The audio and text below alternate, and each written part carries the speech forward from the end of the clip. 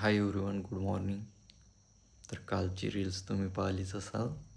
त्यामध्ये मला 12,000चा लॉस झाला आहे आणि आज मी परत ट्रेडिंग केली तर आज मला 2,500चा प्रॉफिट झाला आहे. सो कालच्या लॉसमधून मी एकच शिकलो की प्रॉफिट बुक करणे खूप इम्पॉर्टंट आहे. जास्तीची होप न ठेवता जेवढा प्रॉफिट दिसतोय तेवढंच बुक करणे इम्पॉर्टंट आहे.